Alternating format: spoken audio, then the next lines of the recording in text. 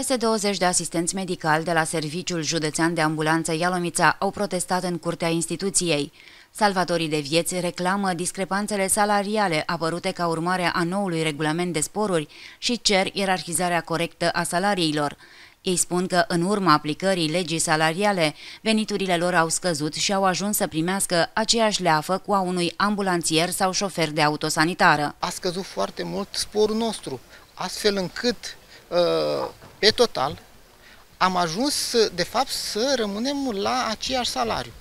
Același salariu pe care l-am avut în decembrie 2017, noi o să-l avem până în 2023. Cu toate că s-a promis o creștere uriașă de salariu pentru personalul medical. Adică, ca să fiu sincer, creșterea este față de decembrie 2017 cam de 4-5%.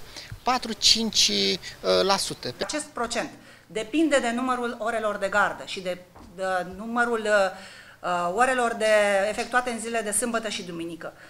Ele însele depinzând de la o zi la alta, de la o lună la alta, pentru că în fiecare lună este un alt procent de zile și de ore de gardă, evident acest spor va fi diferit în fiecare lună. Pentru că este cu legea matematicii, raport direct proporțional. Ce am făcut pentru a îndrepta această neregulă, pentru că este o neregulă?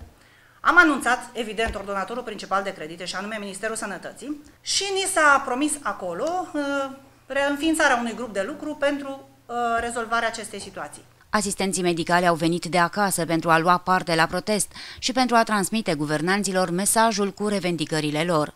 Pentru noi este ceva umilitor, e frustrant. Nu am cum să mă uit în ochii copiilor mei și să le explic că mama lor, asistenta, care n-a stat zile, nopți cu ei acasă și care le-a cultivat, ce știu, pasiunea pentru cultură, pentru bogăție culturală, pentru cunoaștere, pentru așa, este cotată ca și nivel de salarizare ca personalul auxiliar.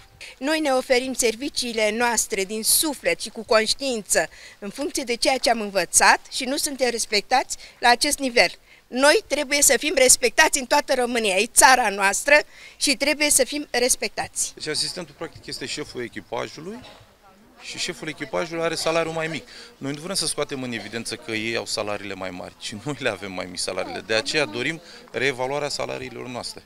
Ale lor sunt pe merit și ale noastre trebuie în ordinea ierarhiei, pentru că așa s-a promis când au venit la guvernare.